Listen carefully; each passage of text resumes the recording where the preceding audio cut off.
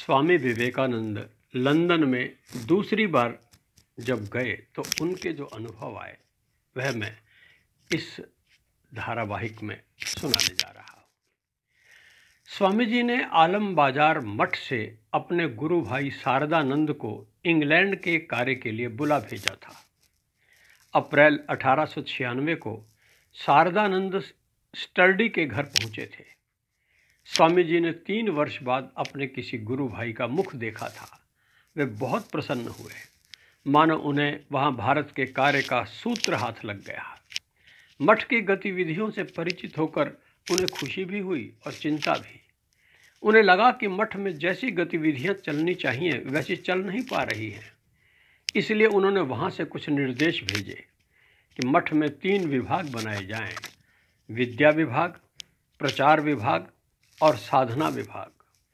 उन्होंने महिलाओं के लिए भी एक अलग मठ बनाने की आवश्यकता पर जोर दिया।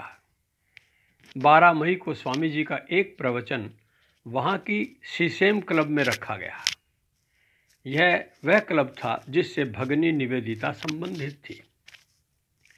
एंग्लिकन चर्च के एक बड़े नेता कैनिन हैविस स्वामी जी से बहुत प्रभावित थे। वे उनसे शिकागो मेले में मिल चुके थे। उन्होंने अपने सेंट जेम्स चैपल के भक्ति तत्व पर 2 भाषण दिए। वे भाषण स्वामी विवेकानंद के विचारों से पूरी तरह प्रभावित थे। ऐसा उन्होंने अपने भाषण में स्वीकार भी किया और कहा कि यदि ईसाई धर्म उनके यानी विवेकानंद के इन विचारों को अपना ले तो बहुत अच्छा होगा। एक दिन पके बालों वाले एक दार्शनिक ने स्वामी जी के भाषण के बाद उन्हें कहा, आपका व्याख्यान बहुत सुंदर लगा, इसके लिए मैं आपको धन्यवाद देता हूँ, परंतु आपने हमें एक भी बात नई नहीं बताई।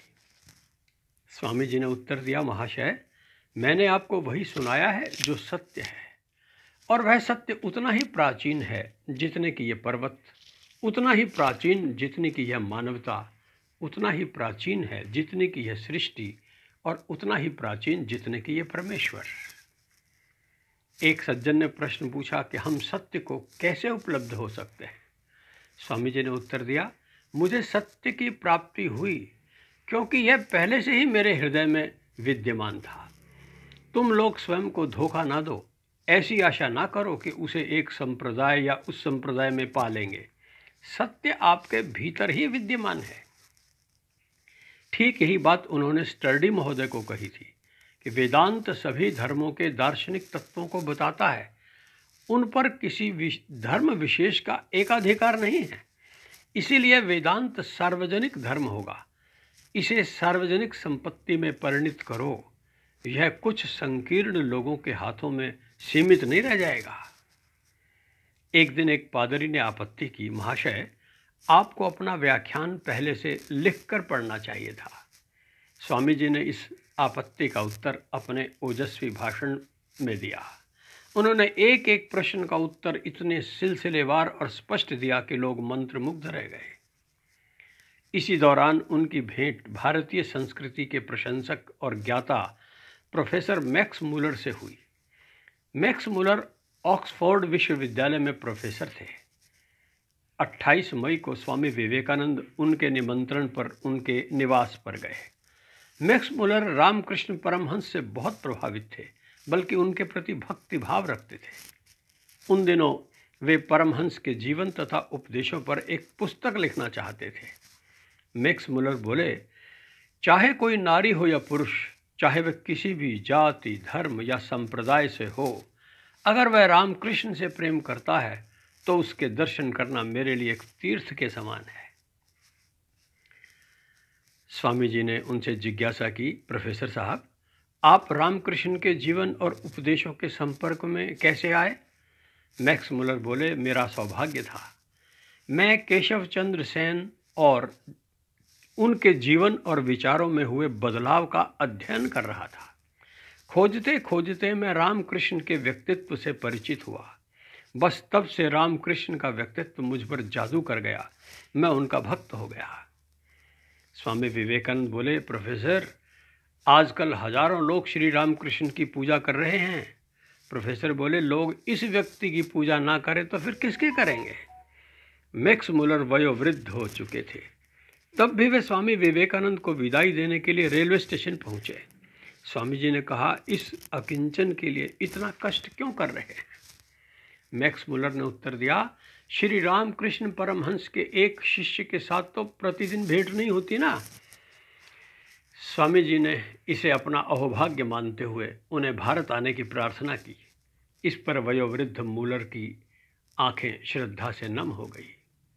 वे नम्रतापूर्वक सिर हिलाकर बोले, तब तो मैं वापस नहीं आऊँगा, मेरा दाह संस्कार वहीं कर देना होगा। लंदन में रहते हुए स्वामी विवेकानंद को अच्छे अनुभव हुए तो कटु अनुभव भी हुए। एक दिन स्वामी जी व्याख्यान दे रहे थे। सेवियर महोदय और गुडविन वहीं थे। एक एंग्लो इंडियन भाषण के बीच बीच में व्यंग्यात्मक टिप्पणियां करने लगा। स्वामी जी ने उसकी ओर ध्यान नहीं दिया और अपना व्याख्यान जारी रखा। उस एंग्लो इंडियन युवक की हिम्मत बढ़ी। अब उसने आलोचना शुरू कर दी। स्वामी जी ने महात्मा बुद्ध की प्रशंसा की तो उसने बुद्ध की निंदा करना शुरू कर दी। इस पर स्टर्डी और गुडविन ने उसे कड़ी आंखों से तरेरा, परंतु स्वामी जी उसे नज़रअंदाज करते हुए बोलते रहे। अब स्वामी जी ने साधुओं के जीवन की प्रशंसा करना शुरू की तो वह साधुओं को गालियां बकने लगा। यह स्थिति स्टर्डी और गुडविन के लिए असहनीय हो उठी। वे उठकर उसे रोकने लगे, परंतु देखा कि स्वामी जी अबाध रूप से व्याख्यान जारी रखे हुए हैं। उस युवक को लगा कि कोई उसका कुछ नहीं बिगाड़ सकता। उसने सोचा, क्यों ना खुद स्वामी जी पर कीचड़ उछालूं। उसने कहा, जिस समय सिपाही विद्रोह शुरू हुआ तो अंग्रेजों ने ही बंगालियों की रक्षा की थी। इस पर स्वामी जी उसकी ओर मुड़े। उन्होंने 1857 के स्वतंत्रता संग्राम की कुछ सच्ची प्रामाणिक घटनाएं कहकर अंग्रेजों की क्रूरता भरी करतूतों की घोर निंदा की। कुछ भी जवाब न पाकर वह युवक वहीं रोने लगा। इसके बाद स्वामी जी उसी तरह शांत भाव से अपने भाषण पर आ गए। उन्होंने जहां भाषण छोड़ा था वहीं से फिर शुरू हो गए। भाषण के अंत में श्रोताओं ने कहा, स्वामी जी, आपका धैर्य प्रशंसा के योग्य है। आप सचमुच महापुरुष हैं।